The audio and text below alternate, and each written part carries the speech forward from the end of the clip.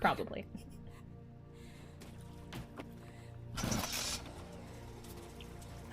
Alrighty. If you have any donations, like any donation readings, this is actually a perfect time for that. I don't have any donation readings, but I do want to remind people that we are donating for No Kid Hungry. No one should go hungry in America, and I'm gonna stop because apparently the stream just hiccuped. Uh-oh.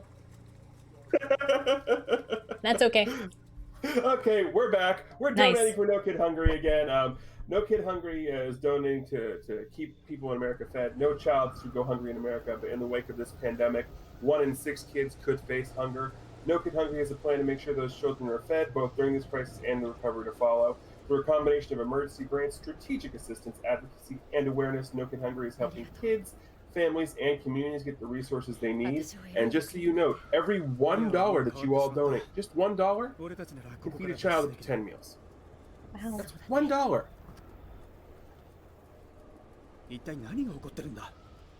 Wonderful. Alrighty, so the reason why the Zoe route lasts a little longer is because this cutscene here lasts a little bit longer, and not just that, we actually get an additional boss fight. Not right now, but a little bit later. And now she's introducing us to the boat. That actually will be our next section of the game. But before that happens...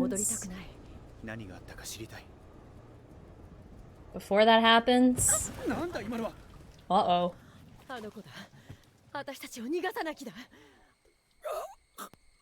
Those are never good. Didn't you guys want to save Zoe?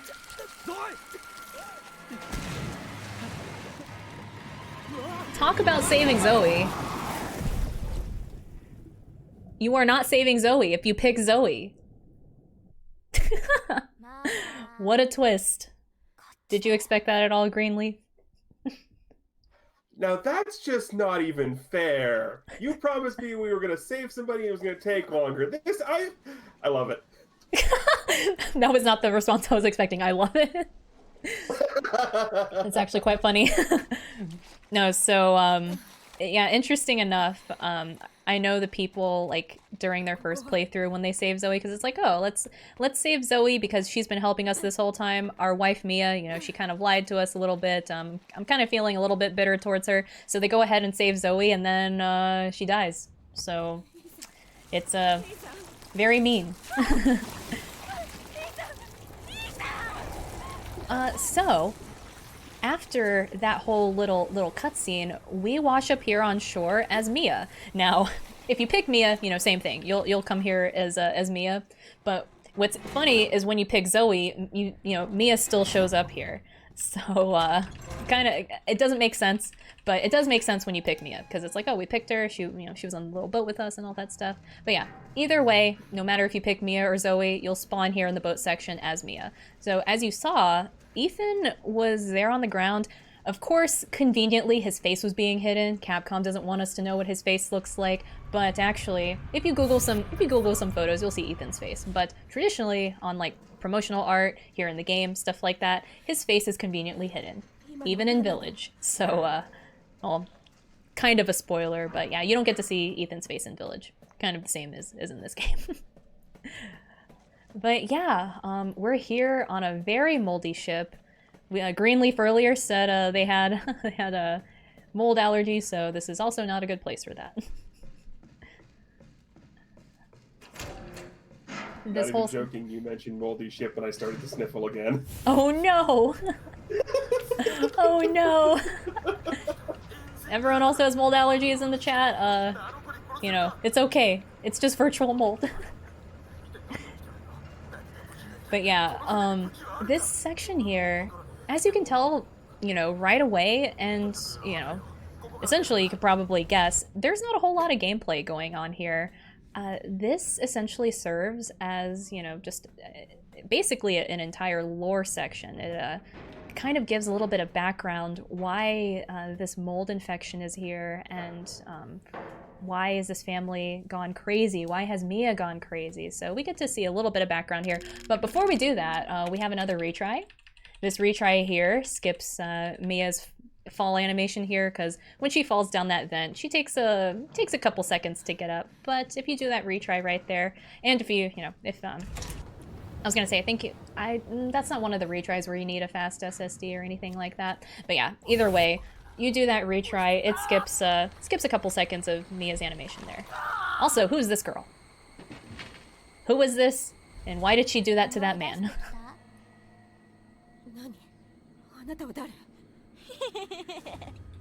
Creepy children in horror media. Who would have thought? But yeah, throughout this whole section on the ship, we get a little bit of background on that creepy little girl. Her name is Evelyn. She's not very nice, but we'll eventually find out why she's not so nice. Before we do that, though, we got a little bit of a hike before we get a little bit more gameplay. So stand by, please.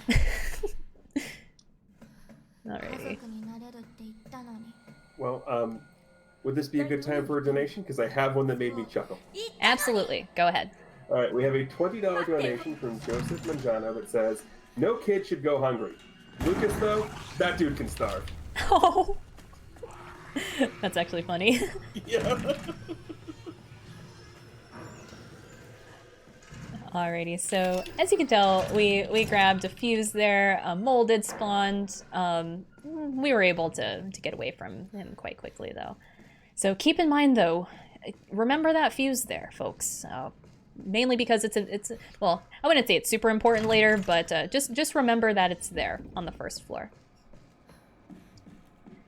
And remember when I talked about videotapes earlier, how we have to watch at least one? This is that videotape. You cannot leave this room. You can't, there's no glitch or out of bounds or whatever like that. We literally have to watch this tape. You know, this is essentially a flashback into Mia's past. You know, it's a flashback to like 3 years ago from the game here. And it essentially, like I said, it'll give you some background on why some things occurred here. And not just that, we get introduced to Alan. Alan Droney, that is his name, I'm not lying. Alan is one of the people that worked with Mia here, because Mia had like a secret job to transport an experiment of sorts. And I'll just let you know this, we don't like Alan, mainly because he talks too much. And when someone talks too much, it wastes time in our speedruns. So we actually have a couple skips here that mitigate Alan speaking so much. Alrighty. And yeah, the interesting thing about these videotapes is that, you know, they occur in the past, but we're actually controlling Mia here in the past. So, but funny enough, you can die in them. But of course, it's not what you're supposed to do. Anyways, Alan, one skip. We're gonna set up at a very specific spot right here. Hang on, let me just make sure. So we're gonna have to stand at max distance from this mold and turn around quickly, and we skip that phone call. That phone call there that we just skipped lasts about 18 seconds. That's a lot of time in this speedrun. So yeah, you absolutely want to hit that every single time. Because if not, Alan will talk on the phone. Sorry, well, the watch, phone, whatever. He'll talk, and he'll just keep, you know, he'll talk for the whole 18 seconds, and during that 18 seconds, you can't open the door, you can't open your inventory, you literally can't do anything except stand there. So we don't like that. Alright, give me a second. Goodbye, sir. When that molded spawns there, we just kind of gently push him out of the elevator. You don't have to kill him, you just kind of gently push him out, because you can't operate any elevator buttons or anything of that nature if there's a molded there. So, goodbye, sir. Alrighty. Ow! That wasn't nice. Alright. Sorry, we're going through this basement. There's a lot of scary boys. We can go by them, no problem. But I have to make sure not to take too much damage, because we're gonna set up for our second phone call skip. We're just essentially setting up for it, but we will be taking some damage when we execute it. So first thing we're gonna do is set a bomb about right here. Like I said, you know, Alan calls on the phone a couple times here. He will call here in a few moments, but what was actually found is that while you're on the phone with Alan, you can still detonate remote bombs somehow. You can't access anything else in your inventory, but if you set down a remote bomb and you detonate it while you're on the phone, it'll, you know, it'll activate. So we actually set it there, right there on that floor outside those double doors, and we detonate it at a specific spot, and you know, we press confirm and it pushes us through those double doors. So that's a neat little skip here that we'll begin to execute here in a little bit. Not before we see some creepy child again. Alrighty, so this is where the phone call starts. We don't really skip this phone call, but we get to proceed forward, which is better than just standing around doing nothing. So let's see if we hit it. Alright. Cool. There we go. And Evie is sliding away there. That's probably the most humorous part of that phone call skip, because we're not supposed to be here. But yeah, it saves about a few seconds. It just lets us proceed forward. Alright, excuse me, sirs. Thank you. But yeah, it's just, you know, that second phone call skip just essentially serves as for us to move forward. Give me a little bit of time here. We just gotta make sure to get rid of this guy. Alright, he's gone. Squeeze by these guys. Good, no damage, that's good. Always good. Whew. While we're waiting for this elevator, those guys we didn't kill actually creep their way around the corner here. Mia, stop looking at your watch. Thank you. Thank you. Whew. God. Yeah, no matter what, the game, like, at that particular spot, Mia will just hold up her watch. It's mainly because it's showing the distance between her and Evelyn. You know, the bigger the number, the farther away she is, and the smaller the number, the closer she is. But yeah, she looks at it at the most inconvenient time. I don't know if you guys hate that, but I hate it. Alrighty. Well, this isn't good. The ship is experiencing some technical difficulties here. Evie is not very happy with her current situation here. Before we do that though, we're gonna do another FPS swap here, mainly because that makes this guy attack a little slower, and as soon as we're out of range, we go back to variable, and we're good to go. No more enemies. At least for now. No more enemies here in this videotape, at least.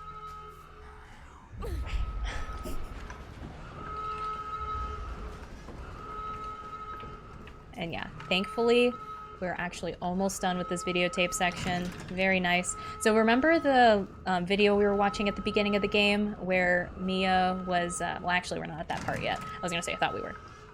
Hold please. Yet another cutscene. Alan's not doing too well. I don't mind that he's not doing too well because like I said, he just talks a little too much. He's talking too much here. We're just trying to go fast. But yeah, Alan's not doing too hot.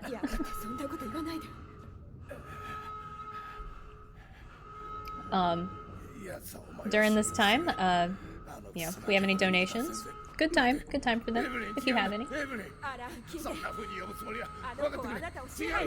any donations, but I do want to point out that if saving Zoe or saving Mia wasn't enough in the saving people bid war or saving things bid war, we do have a Super Metroid Zelda 3 randomizer coming up, and we all know what happens to Super Metroid, so save or kill the animals, get those starts coming in. Always save the animals, folks. Well, Alan's no more, unfortunately, or fortunately. But then, this is where Mia gets infected, so not good. Not good at all. Oh no. Alrighty. So now we are officially infected with that mold. This is essentially what drives Mia crazy a little bit later. So, not good at all. Not good. But yeah, we're on the final stretch here of this videotape. Remember that video we watched at the beginning? This is the laptop that it's recorded on, so you can actually interact with that, and Mia will record that video.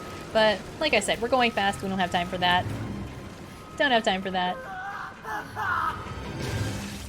And we've been sitting here through a lot of unskippable cutscenes, but right here is the only skippable cutscene of the entire game.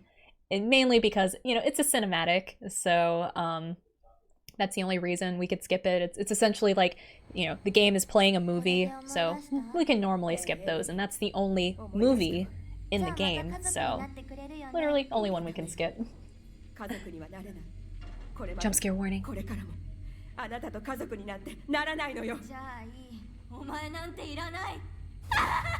Oof.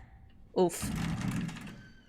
If you folks played this in VR, I hope you didn't take a spill, you know, behind your chair or anything like that.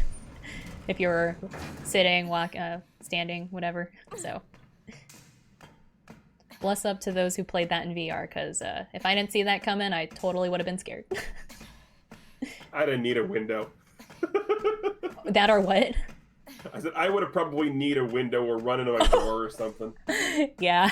I know I definitely would have, like, jumped backwards or something like that. I might have busted a tailbone or something like that. Not a good thing. All right, so we're still here on the ship. We didn't escape it just yet. We actually, you know, we simply just watched a videotape, but, you know, we're still here on the lovely ship. It's another reason why this section is a little bit polarizing for the speedrunners, just because, you know, we essentially, you know, we thought we already went through this ship section, but we essentially have to do it again. So as you saw in the videotape, the ship took a lot of damage here. Evie kind of ruined the ship here, so you know, and Ethan, he's somewhere here on this ship, so before we can go save him, we actually have to repair this elevator. So we're on a little fetch quest here to get a fuse and get a power cable. Before we do so, we are going to grab this corrosive. And I did not get God Door, unfortunately. Essentially what that is we grab that corrosive at the last possible, well, we grab that corrosive at max distance, and we, you know, if that door is still open, we can get out of the door as quick as possible. If you overshoot your mouse movement by just a little bit, unfortunately you can miss it, which is what happens to me often, so, oh well. That's okay. It saves 2 seconds, which obviously is very important if you're going for PB times or world record times or anything like that. Hang on, before we do that, we have another retry coming up here. This one essentially teleports Mia right here. Saves about half a second or a second or so. Again, very small time saves, but they add up, and especially very important if you're going for those PBs or world records. Absolutely need it when you're going for world record.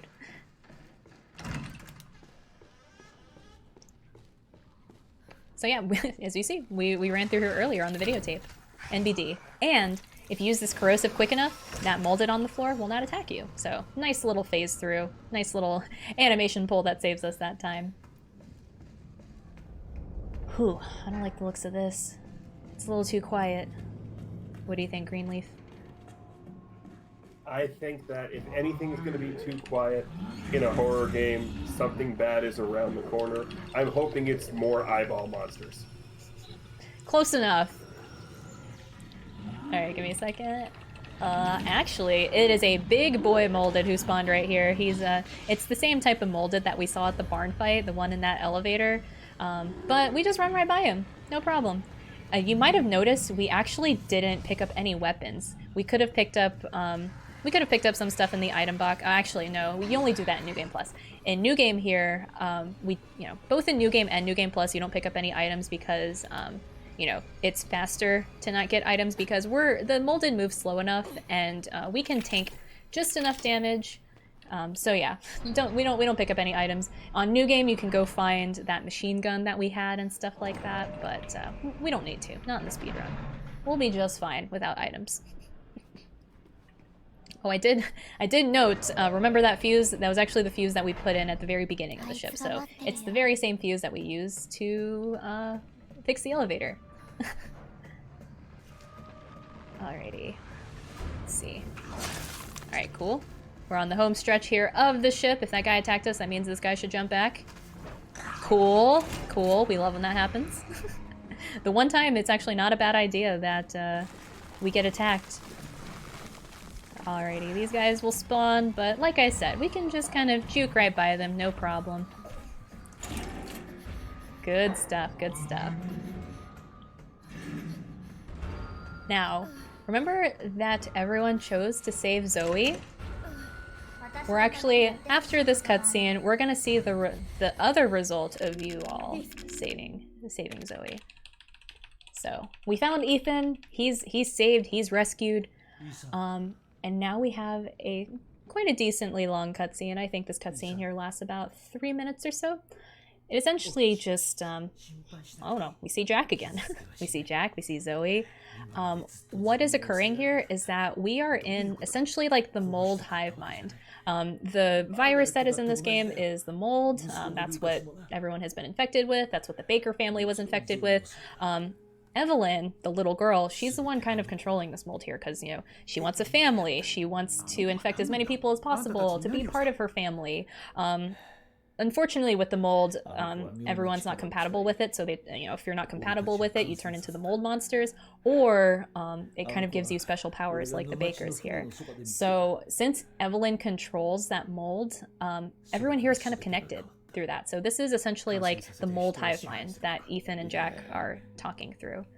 So, so yeah, I was gonna say, does that mean he's not dead then? Who knows? Zoe is dead though. She just still pops up here in this cutscene. Very sorry that yeah.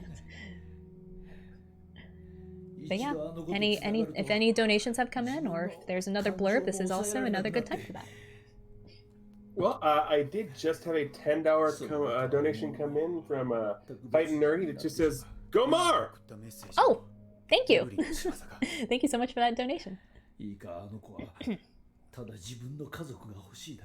And yeah, remember, all of your donations go to No Kid Hungry. Very, very good cause. No one should go hungry. What did you say? Like $1 feeds gets 10 meals? Yeah, $1 is up to 10 meals. That is amazing. So yeah, if you have $1 to spare, feel free. It's just $1. I know it's still during hard times, but yeah, every little bit counts. So thank you everyone who has donated so far. And if you would like to get some more donations in, we have about 10 minutes left in this run, a little over 10 minutes. And then after that, we have that Not a Hero speedrun coming up. So feel free to keep getting those donations in.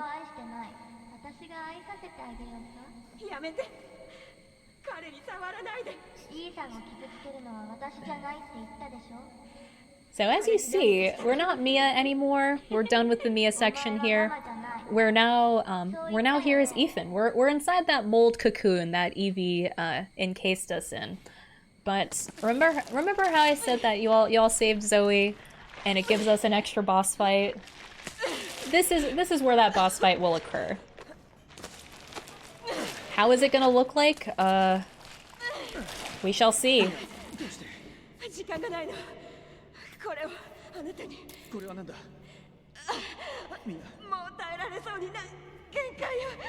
Uh-oh. Oh no! Oh, where did she get that? Oh no! Actually, where's that crowbar? I never do. Okay, there it is. I never do this boss fight, so I was like, where's that crowbar? So yeah, this is a boss fight. We have to fight Mia. Oh no!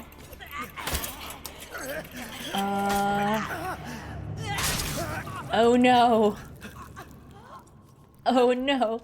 So yeah, if you save Mia, this boss fight doesn't happen. She's able to resist Evie, but if you save Zoe, she can't resist Evie, and then she dies.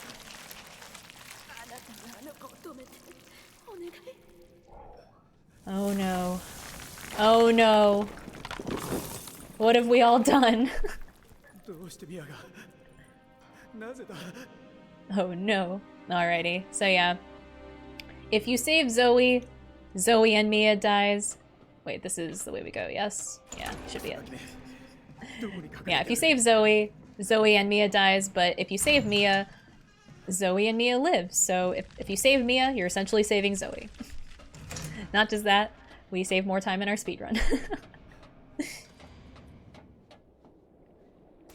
Alright, cool. We're actually coming upon the home stretch of our run. We're going into the salt mine section. So we're officially done with the ship. We don't have to deal with that moldy ship anymore. We do have to deal with some moldy salt mines, but it's quicker. It's a quicker section than the ship. So before we do that, we're actually going to come upon a little shack. And we'll be picking up some items here. It's actually a save point, so you can pick up, you know, your stuff from your item box. You can make a save, things like that.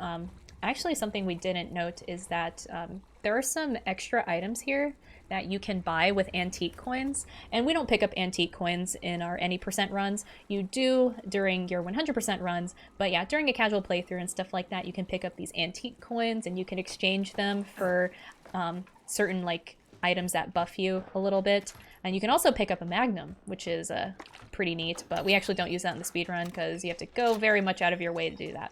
But what we're gonna do here, we grabbed a grenade launcher. We love grenade launchers.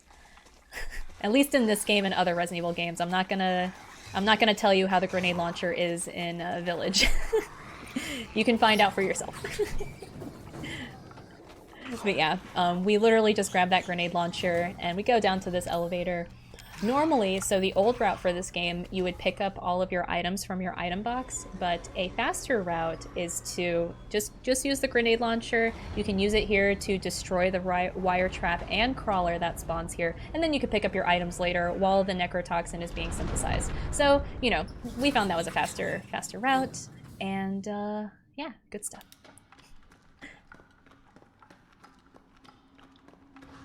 Yeah, there's our crawler, there's the wire trap, and you want to shoot it about right here. Sometimes the crawler dies, other times it doesn't, but you know, that fire there is long enough just to apprehend the molded for a little bit. A ton of other molded spawn here, but we don't have time for that. We also don't have any weapons or anything to deal with them, so we're just gonna go along our merry way here. How can we escape? Not sure, but maybe this minecart will have something for us. Well, every good game has to have a minecart. Like Donkey Kong Country? And Super Mario RPG? Ooh, I've actually never played Super Mario RPG. I know. Well, I mean, I haven't played any of the Resident Evil games, so I can't give you, I can't say too much. Alright, fair enough. There's actually a lot of Super Nintendo games I've never played. You know, I played, you know, Super Mario World was my first game. Street Fighter 2, I think, what was it, NCAA basketball or something like that. But those were the only Super Nintendo games that I've played as a kid. My other experiences were at, like, friends' houses and stuff like that. Animaniacs was one I liked watching. That was cool. Alright. Now we have a cure. Good stuff. I do have my shotgun. Okay, cool. Yeah, so when we did our menuing earlier at the barn, and by that I mean we put away our items in a very specific order, we do that so we have everything in our inventory lined up here perfectly. Since we pick up that additional knife on the ship to get the remote bomb, if you don't put away your knife first at the barn, then it'll mess up your inventory here and you'll have 2 knives here and you don't want that at all. So yeah. Before we do that, we have our last retry in the game, and this is actually the most important retry because Ethan's movement speed gets boosted so much here. It's actually quite crazy. So if you didn't do any other retries in the game, make sure that you do this one, because if you want to go super fast, gotta do it. Absolutely gotta do it. Well, that's not nice. Alright, so this is essentially like Evelyn's last stand here. She's throwing a ton of molded at us, but since we have our shotgun, and it's very powerful, especially against living things, we just kind of headshot each of them as we see them, and yeah. No big deal. We're not done yet, though. We're not done yet. We have 2 big boys here, but that neuro round there should keep them at bay for, you know, a few moments, just long enough for us to head up this ladder and get the heck out of here.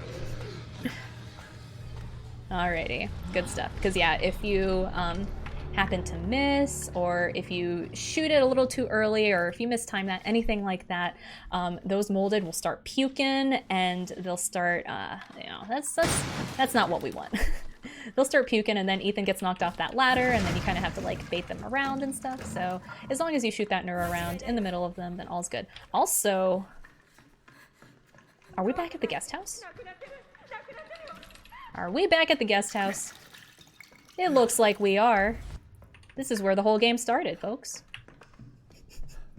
What a twist. Okay, we have come full circle. Oh, we can actually see Ethan's face there.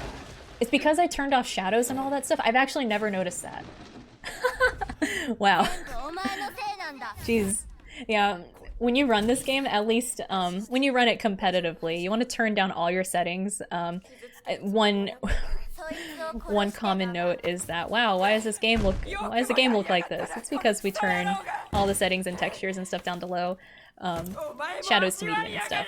But yeah, we were able to see Ethan's face for just a little bit. Now, as you can see, we're kind of replaying some of those events that we saw at the beginning of the game.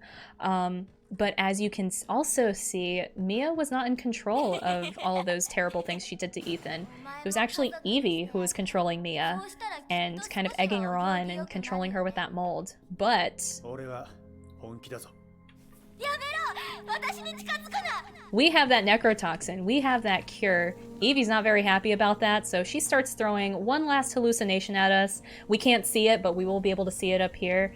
It is a hallucination of Mia with that chainsaw, so just get right by that. That's no big deal. Now we're at the final confrontation here. Let's see if we hit this one cycle right here. Give me a second. Let's see. Ooh, okay. Yeah, so as you can see there, Evie was doing a bunch of concussive blasts. Hang on a second. Before I further explain. Grandma. Innocent grandma from earlier? How and why? Yeah, Evelyn this whole time was this innocent grandma. Oh no, that's not good. But yeah, anyways, we executed the one cycle Evie earlier. She does a bunch of blasts. If we time them, or if we do specific movement, we can only we could do a one cycle, which is what we did. We didn't have to block as many blasts. Kind of cool to do. Definitely want to do it when you start optimizing your run. But like I said, we're at the final confrontation here. Evie, even though we cured her, she's now mutating. That's not good. We have tons. Pretty common thing that in Resident Evil games you have the person mutating. So she mutates into this giant face and a moldy tentacle monster here, so that's not good. Cool. Alright.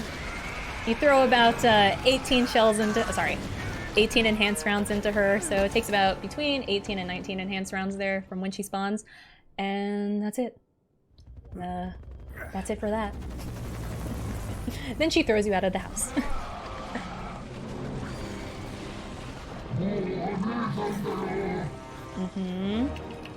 Alrighty. So you would think we'd have to do some more damage here, maybe throw some shotgun shells at her because we have a lot of shells. But no, we literally just sit here. It is an auto scroller. We sit here and we wait for Evie to pick us up. No amount of damage will get her to pick us up faster. So we're just taking a nice little break here. Just relaxing our legs. Oh wait, no. We are not relaxing our legs anymore. Alrighty. Alright. One moment. There we go. 2 enhanced rounds will get her to push us down, and we don't get a grenade. Oh, sorry, we don't get a rocket launcher at the end of this game, but we do get the Albert pistol, actually named after Albert Wesker. I know Greenleaf is familiar with him. But yeah, this is our final weapon that will get rid of Evie once and for all. We should do it in 4 to 5 shots.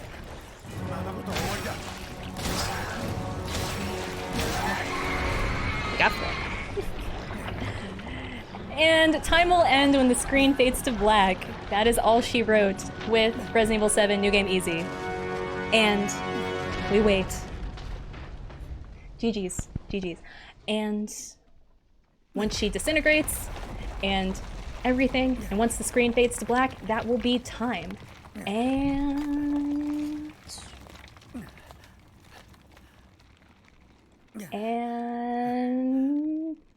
time. There we go. Yay!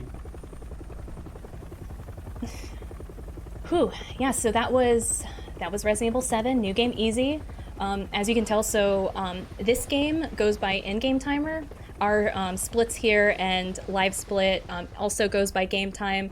I think RTA, that's like what, about, I think it's about like an hour and 33 minutes or something like that. I can't remember. I used to have my RTA timer up here, but not anymore. And not just that, the man who dropped down that pistol and saved us is none other than Chris Redfield. This Chris Redfield model is very polarizing, mainly because people didn't like this one. There was a hashtag not my Chris, something like that. Also, this is where Mia would be if we saved her. She's getting more of that cure, more treatment. But yeah, we have her purse, we have her phone, and what is Ethan gonna keep this for safekeeping? Maybe some, some memories or something like that?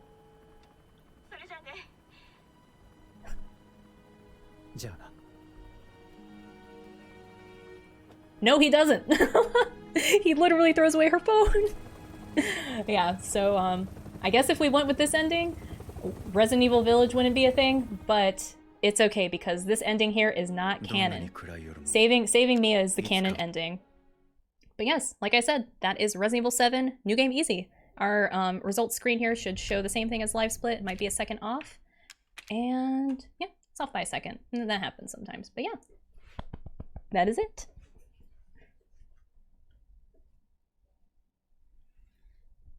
Woohoo!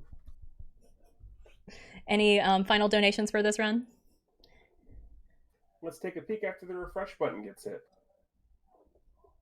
I do have one. I've got a $10 donation from Kind Tech that says, "This is what happens when you save Zoe, chat. Great one, Mar, for a wonderful cause." Thank you so much, Tech. Thank you for the donation. Alrighty. Are we gonna wait to boot up Not a Hero? Wasn't sure if we were gonna take a small break or anything. Take a moment if you need to, but we're gonna go right into Not a Hero.